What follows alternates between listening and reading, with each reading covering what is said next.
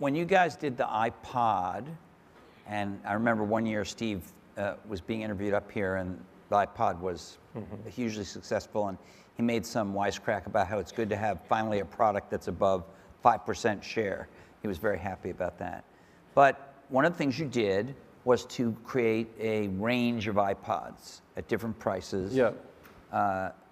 Not like last year's model, but a range of new things that, each to hit a different price point and a different use case for a different kind of audience. And one famous moment, which you probably were involved in, because, with the whole executive team there, you guys killed off the Mini, the iPod Mini, which was the best-selling MP3 player in the world. You just killed it. Yeah. Not when it failed, when it was at the top of its game and you brought in the Nano and so forth. But you wound up with this whole range of things. And you haven't done that with the iPhone or the iPad. You do have the Mini, but the iPhone in particular, you've had this sense of, well, we're going to cover price points. I'm going to save you the point of trouble of saying this, because they all know it.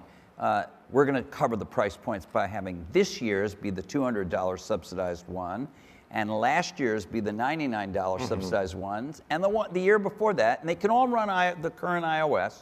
I want to make that clear. There may be some features that the oldest one can't do, but they all run the current iOS, and the one from the 2 years before is 0, and that's as much as you've done to vary it.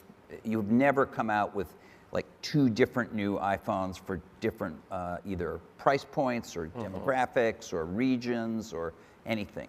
Why not? It worked on iPod. Why doesn't it work on iPhone? Well, we haven't so far. That doesn't shut off the future. So let me answer the question on why haven't we so far.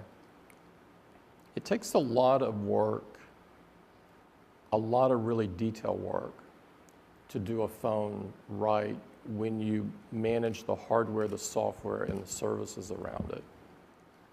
And we've chosen to put our energy in getting those right and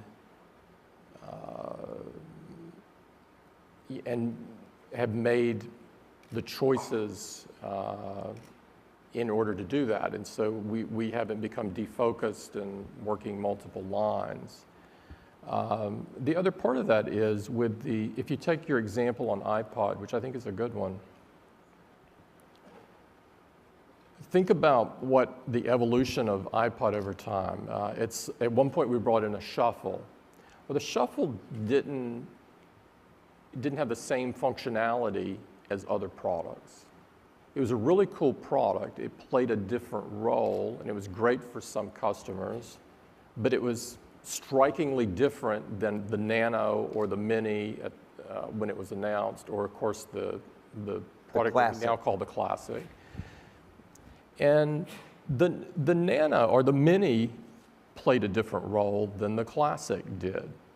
If you remember when we brought out the Mini, people were saying, well, nobody's going to buy this. It's priced too high, and it doesn't store enough songs. Because people got used to the huge amount of storage that was in Classic. And then the Mini proved that no, people in fact really want something lighter, thinner, smaller. And today we wouldn't describe Mini in those terms because it was pretty big compared to the Nano that we ship today, but that's how we thought of it at the time. And so my only point is these products all served a different person, a different type. They serve different needs.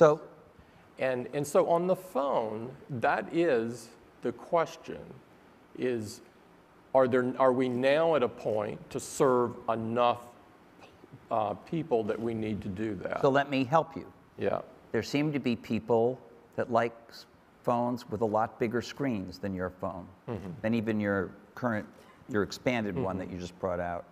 I don't know the exact numbers, but there seem to be people that like those. And then there also seem to be people that like kind of things that are between phones and tablets, phablets, we call them on All Things D, that where there's a stylus. I know Steve used to say, styluses were a bad thing, but in my experience with Steve, he would say things were bad things or impossible to make, and then he would go do them. So does a large screen or a stylus, are those different enough things to I think the large give you a screen sense has that kind there of are other things to do? At a macro level, it might, but a large screen today comes with a lot of trade-offs. When you look at, people do look at the size, customers clearly are looking at size, but they also look at things like, do the photos show the proper color, the white balance, reflectivity, battery life, brightness, the longevity of the display. And so there's a whole bunch of things that are very important to the display. And what our customers want is for us to weigh those and come out with a decision. And at this point, we felt that the Retina display that we're shipping is overwhelmingly the best. But that's why those trade-offs exist. So in a hypothetical world where the trade-offs didn't exist, you could see that being one of the things that differentiates.